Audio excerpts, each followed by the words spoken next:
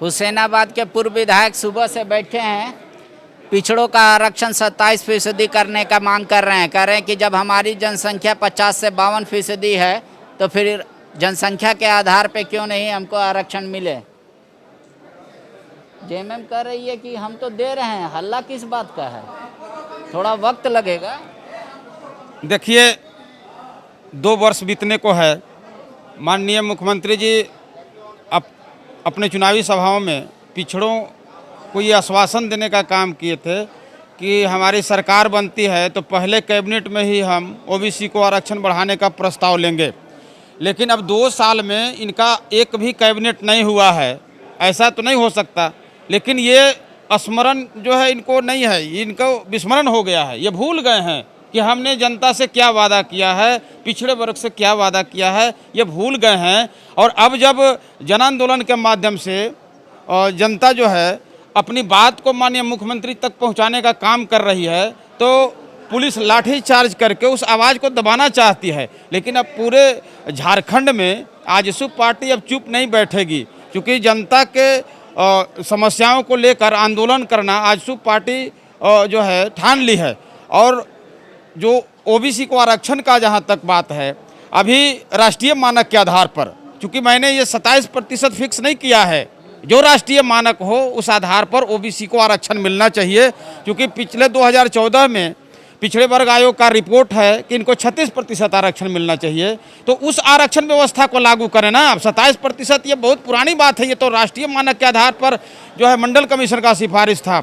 लेकिन अब तो संवैधानिक प्रावधान है कि जनसंख्या के अनुपात में हमको आरक्षण की व्यवस्था होनी चाहिए। वैसे तो 36% फिर चला जाएगा पिछड़ों का आरक्षण, फिर एक मुद्दा बनेगा कि भाई 50% क्रॉस किया तो क्या 100% आरक्षण हो जाए। अभी भी 50% क्रॉस है, पहले से ही 50% यहाँ पर था। 26% एसटी को, 10% एससी को और 14% ओबीसी को, कुल 50% पहले से था। और ईडब्ल्यूएस को, आर्थिक रूप से जो पिछड़े हुए लोग हैं, उनको 10% जो आरक्षण दिया गया, तो 60% तो ऐसे ही हो गया है। तो उस 50% को तो क्रॉस कर गया है सभी राज्य।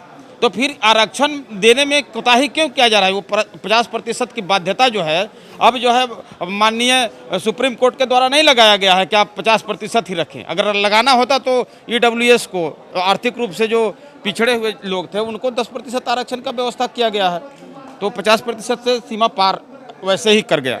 जेएमएम कह रही है हम 5 साल के लिए सत्ता में आए हैं, ये स्मरण है, हमको स्मरण कराने का कोई याद ज़रूरत नहीं है। आंसू स्मरण करे कि सरकार 5 साल के लिए बनती है, अभी 1.5 साल भी नहीं हुआ है और हमें वादा याद दिला रही है। हम सोने वालों में से नहीं है।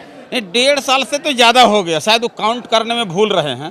1.5 साल से ज़्यादा हो गया। और ये भूल रहे हैं कि हमने कहा था पहला कैबिनेट में, तो पहला कैबिनेट हुआ या नहीं हुआ ये जवाब देना माननीय मुख्यमंत्री जी, ये पूछना चाहते हैं। और आप अभी तक प्रस्ताव नहीं लाए हैं और बोल रहे हैं हम जाकर माननीय प्रधानमंत्री जी से बात करेंगे। पहले आप प्रस्ताव तो लीजिए कि हाँ ओबीसी को आरक्षण बढ़ना चाहिए। इस प्रस्ताव को लेकर के माननीय प्रधानमंत्री जी से आप मिल सकते हैं, जाके मिल लें।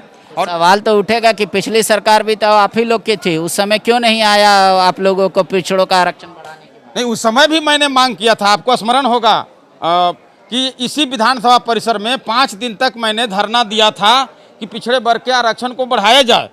और माननीय मुख्यमंत्री जी के द्वारा आश्वासन भी दिया गया कि पिछड़े वर्ग के आरक्षण को हम बढ़ाने का प्रयास कर रहे हैं।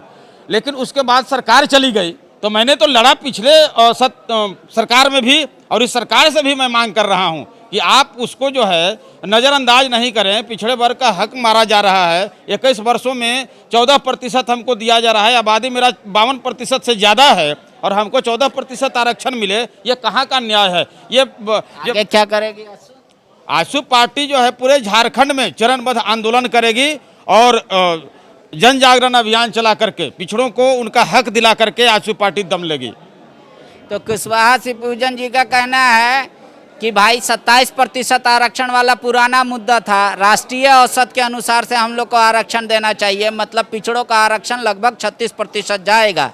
कह रहे हैं अब कहीं बाध्यता नहीं है कि 50% ही आरक्षण की श्रेणी को रखा जाए, क्योंकि वो पहले से पार कर चुका है। तो सरकार सोच क्यों रही है? और जब हेमंत जी ने कहा था कि पहली कैबिनेट में पिछड़ों को आरक्षण बढ़ाया जाएगा, उस वादे का क्या हुआ? इसीलिए हम स्मरण कराने के लिए धरने पर बैठे हैं।